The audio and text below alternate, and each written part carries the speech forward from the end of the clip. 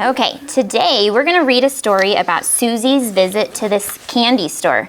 As we read, we're going to choose which math term makes the most sense in each blank. But we need to be sure to read the whole sentence before picking the term. Are you ready?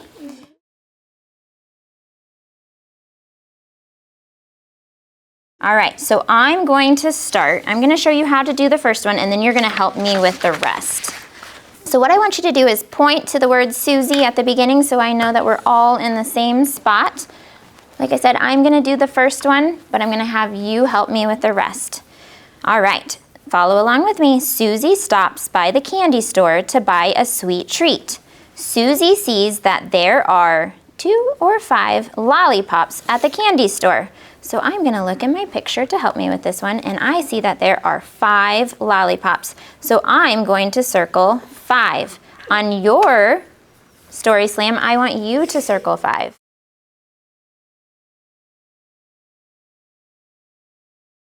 Okay. Susie multiplies or estimates that there are 15 gumballs. Which term do you think would be best there? What do you think, Riley? Estimates. Okay, I agree. Let's go ahead and circle estimates. Why do you think that? Because multiplies doesn't really make sense. Okay, yeah. It wouldn't really make sense to multiply there, but if I'm estimating that, I'm guessing about how many I think are in that gumball machine, right? Okay, let's take a look at the next sentence.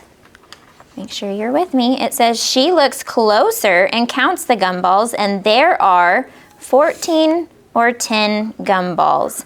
Take a look at the picture, and then circle the one that you think is correct.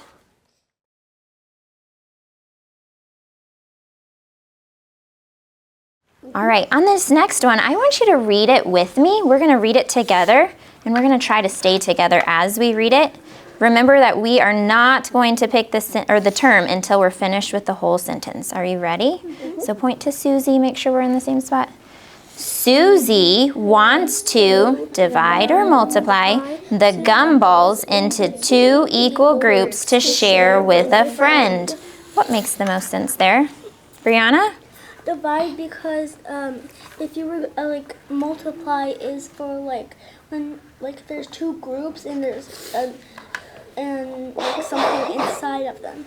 Okay, there could be 2 or more groups, right? Mm-hmm. Yeah. So here we're going to take, with multiply, we're finding how many groups we would have total, right? For here we are dividing, so we are finding how many gumballs are being split apart, right? Mm-hmm. Good job. So I like that. I think divide would be perfect. All right, let's follow along together. Susie thinks of a math equation in her head. 14 divided by 2 equals 7. In this equation, 14 is the factor or dividend, and 2 is the divisor. What do we think? Lincoln? Dividend. Dividend, right? It's the number getting divided. Good job. All right, we ready? Susie also knows that 7 is the quotient or difference. 14 divided by 2 equals 7. Is 7 the quotient or the difference?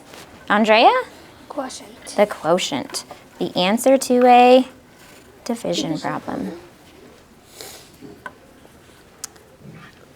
Susie asks the cashier for 2 bags with 7 gumballs in each bag.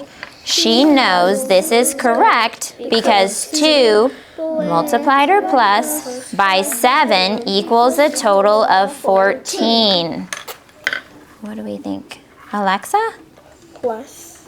Okay, are we adding 2 plus 7 to get 14? Multiply. Yes, we're multiplying 2 times 7 to get 14. No, because it wouldn't make sense. Because 7 and 2 equals 8. 9. 9. Good job. All right, let's keep going. 14 is the difference or product. What do we think here? Riley? Product? Why?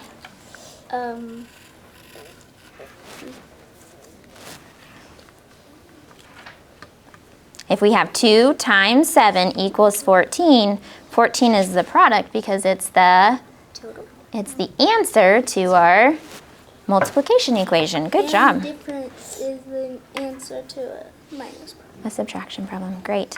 Susie is excited to share the gumballs with her friends. Good job.